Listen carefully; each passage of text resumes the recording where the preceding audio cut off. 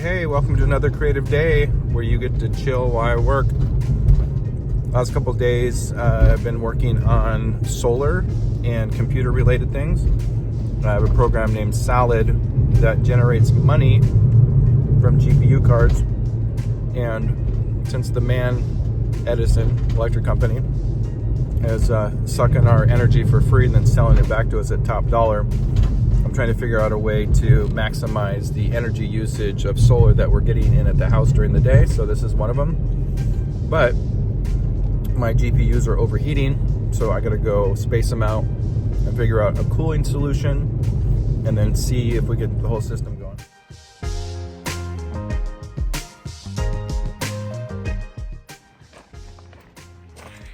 All right, here we are in the Wonderland. This is the current project, or one of many projects. We just fixed this drip line here. This is the little house here. And this is a little fountain I made. That was another project. I'm just in the middle of cleaning that up, getting that working again. And then everything I own, all the tools, everything, I'm starting to get it all kind of organized. We're doing a humongous flush of the property, I guess you could say. And then this is all dirt from the water leak. We had to dig up the whole yard. So we're slowly cleaning this up. So another project is kind of landscaping and getting this all pretty again. And turning that back into a nice seating area.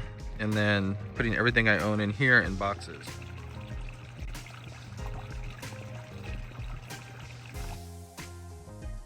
So I'm here in the little house and I checked solar and input from my test rig here, and then also the main house. And again, the goal is to not have Edison steal our electricity, so I'm utilizing it through this machine running Salad, which utilizes your GPUs to generate income. It's not a lot of money, but it just feels good to be using it for something practical. So this is the rig that we're going to be working on today. I'm having cooling issues with the GPUs. They're overheating. So I did some research and I'm gonna put the 3080 in the first slot because it utilizes the 16x16 band, whatever PCI. And then I'm gonna put the 47 actually in the third slot, which is only a 4-time slot, but supposedly it works perfectly well there. So hopefully that space gives it, cools it down a little bit. And if that doesn't, then I'm gonna have to utilize kind of a large fan and work with my fan setup a little bit. My tripod's at the trailer, so I'm not going to be able to film this process, but I'm going to go ahead and swap these GPUs and then we'll get it turned on and check it out. So here are the cards pulled out. This is my 4070 Super. Here's my 3080. And then I'm going to move the 3080 up to this top spot 1, 16 times PCI slot. So I ran into a bit of a problem here. The bottom PCI slot is too close to the bottom, so there's no way the GPU will fit in there.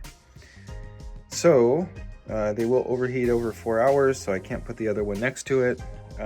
So I guess there's some kind of PCI riser thing, which I guess allows you to extend your PCI slot and then mount your GPU somewhere else in the case. So I'm going to look into that. And so for now, we're just going to run the 3080 and let's get this thing going. All right, so hardware incompatible. Software cannot run on the hardware you have enabled. Okay, so something's wrong. So Salad's not seeing the GPU, so I'm downloading the new NVIDIA drivers from December, and we'll see if that helps.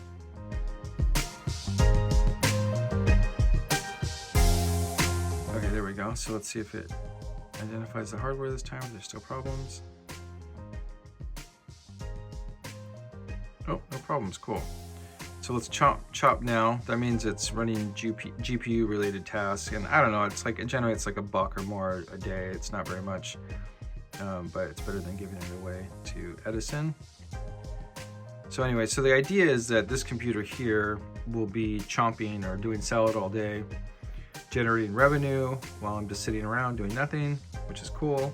So I just want to explain this project a little bit more. What I have is I have a full 8 kilowatt solar installation on the main house. And then there's the little house in the back. And in the little house, I have my test rig for my 24 volt solar system that's going to be going into the Airstream I've been working on. So down here, I have 4 200 amp 12 volt batteries. and I wired them in series. I just did this yesterday. So these two are paired together in series, and these two are paired together in series. So that's a 24 volt battery, because when you wire them in series, it goes from 12 to 24 volts. So that's 24 volts, that's 24 volts.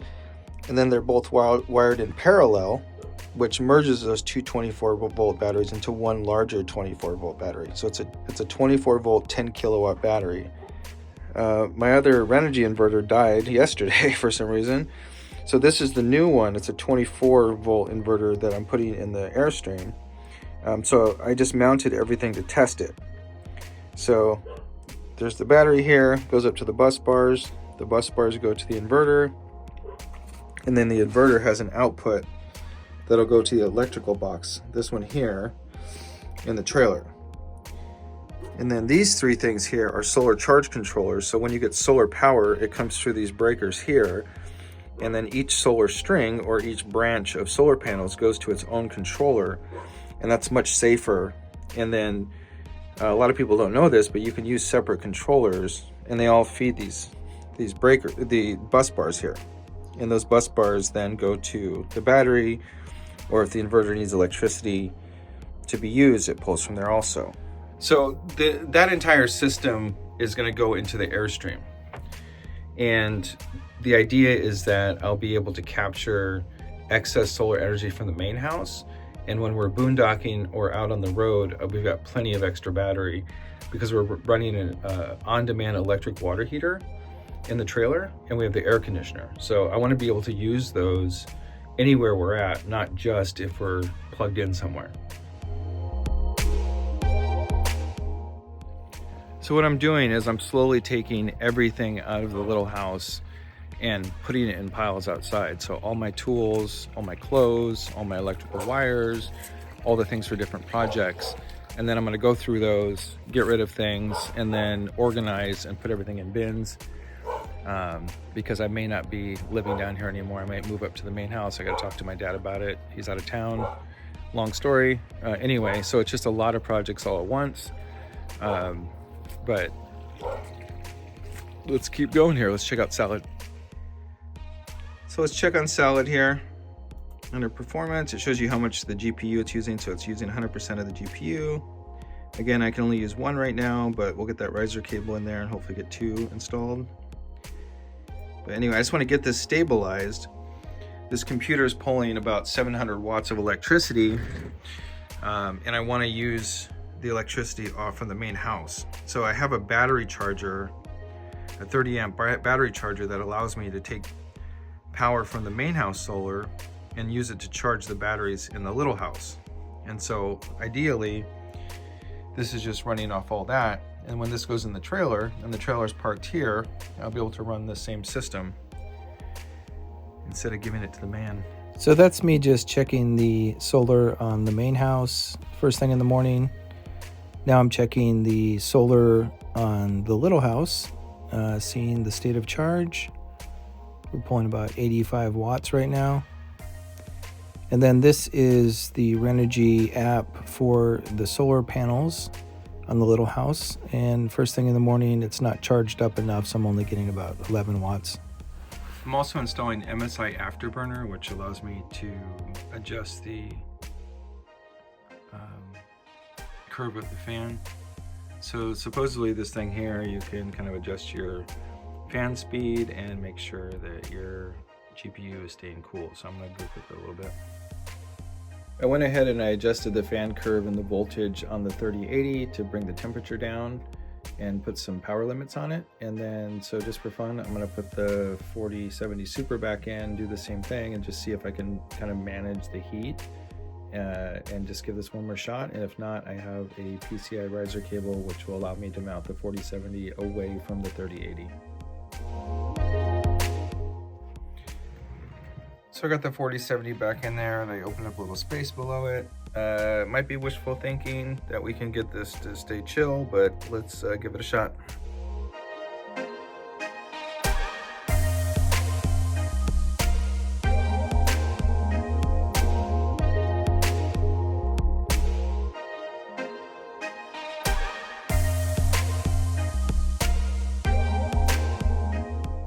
wasn't recognizing the 4070 when I put it in, so I had to restart and change the HDMI cable, and now it's sensing both. So I'm going to go into MSI now and adjust the voltage and band curve on the 4070, and hopefully between the two of them it keeps the GPUs cool enough that it runs indefinitely. I'm not confident, but let's give it a shot.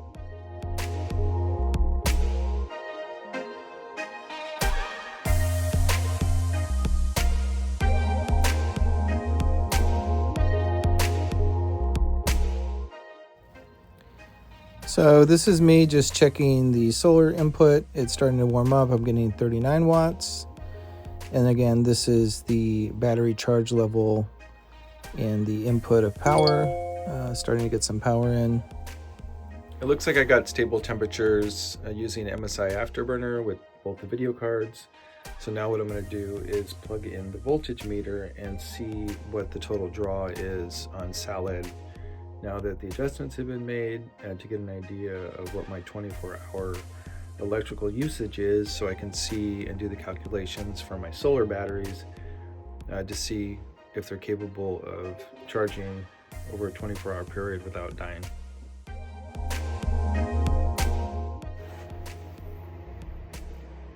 The GPUs are ramping up and Salad got a job.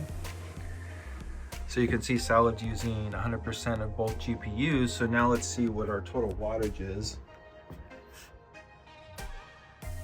So we're pulling about 620 watts. Before, this was up to about 710 watts.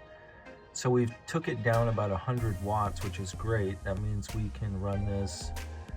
That'll take 2,400 less watts a day, which means it's more sustainable on the battery.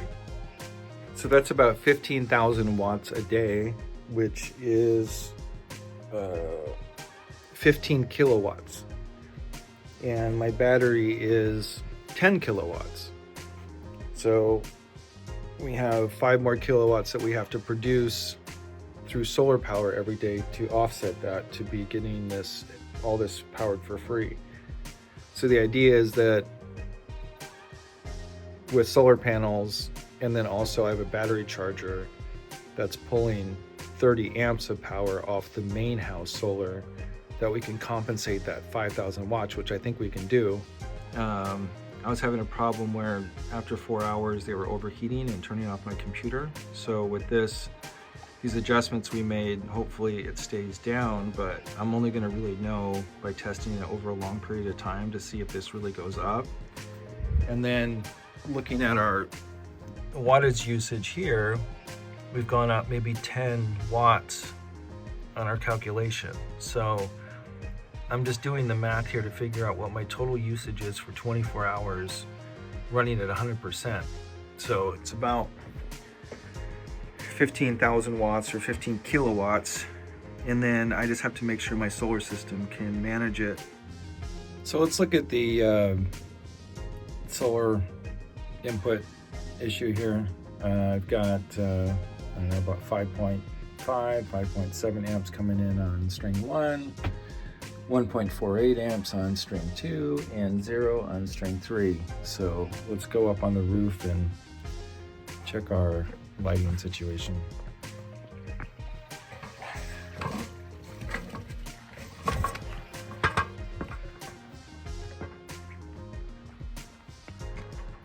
So this is string 3 that's getting 0. So that means the wattage hasn't gone up high enough, or there's too much shade. So I don't know if this shade's causing the issue. Something else is reading it. And then these two panels here and these two panels here are 2, which are providing some. And then the ones on the top here are doing a little bit better. As the sun warms up, the voltage rises, and then it really starts kicking in and you start getting solar activity. But if it takes a while to get full sun or there's partial shade, then the panels have been kind of underperforming. So anytime you work with the system, the first thing you do is you pull the negative. So I'll pull this main negative, and then that'll just cut circuitry, voltage off to the whole system. And then once I do that, I'm going to remove this red positive and that black negative that goes up to this old inverter that I'm not using anymore. I'm not sure that has anything to do with it, but not having that 12-volt inverter on the circuit at all, even if it's off, is probably helpful. And then I'm going to go ahead and reconnect the negative wire, and hopefully it doesn't spark.